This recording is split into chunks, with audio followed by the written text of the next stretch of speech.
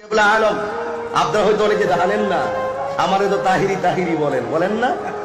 আমি যে আমার নামের পরে তাবাররুকান এই শব্দটা কেন, এটাও তো আপনারা চিটাগাঙ্গের অনেকে জানেন না।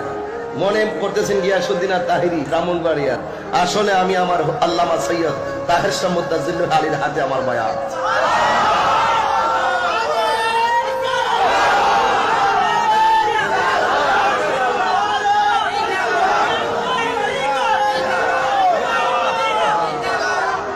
দুই 2001 সালে আমি বায়াত গ্রহণ করি। 2001 সালে তখন আমি ফাজিলে পড়ি কাদরিয়া তৈয়বিয়া কামিল মাদ্রাসায়। আমি সবাই তো এভাবে চাদর ধরে বায়াত হয় না, আল্লাহর রহমতে আমি একদম খাস কামরায় ঢুকে বায়াত হয়েছি। সুবহানাল্লাহ বলেন।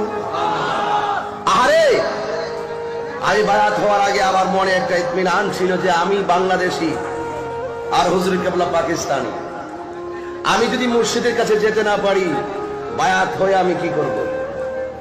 কাছে গিয়ে যদি আমার দুঃখ বলতে না পারি, একটা মনে রাখতে ওই দিন রাতের বেলা আল্লাহ তুমি মাফ করো, এগুলা বলা নিষেধ আছে, এগুলা বলা নিষেধ আছে। এরপর আমি আপনাদেরকে অনুপ্রেরণার জন্য বলছি, খোদা কি কসম, যেদিন আমি বলেছিলাম যে আমার তো মনের কথা বলার মতন যাইব কোন সময়, পাকিস্তান আর মনের কথা বলবো কখন, মুর্শিদের সামনে তো সোহবতে থাকতে হয়।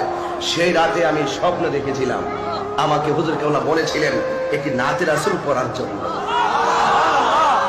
আল্লাহ আল্লাহ তুমি আমাকে কবুল করো। মানে এখনো আমি এই কথাগুলো বলি না। এখন এখানে এসে বলার মূল কারণ কি, এই বাংলাদেশের ভিতরে সায়েন্স ইনস্টিটিউট কোর্টের যে অবদান, এই বাংলার জমিনে মুখ পরে সবাই বড় কথা বলতে পারে, কিন্তু সায়েন্স সিরিকটির কদমের দোলার সমান কেউ হতে পারবে না। এই বাংলাদেশে যেইভাবে সুন্নিয়তের মারকাজ প্রতিষ্ঠানগুলো করেছেন, এগুলো কি চাইলেই হয়ে যায়? এগুলো চাইলেই হয় না।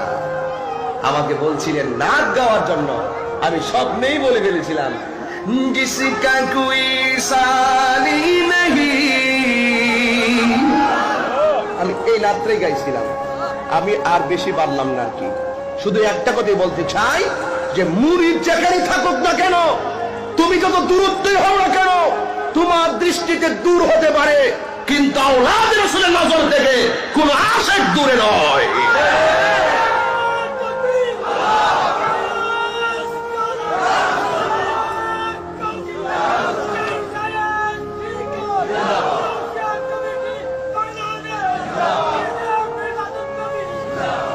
আমার কথা হলো প্রেম গোপনে, প্রেম গোপনে, কথা হবে ওপেনে, কথা হবে।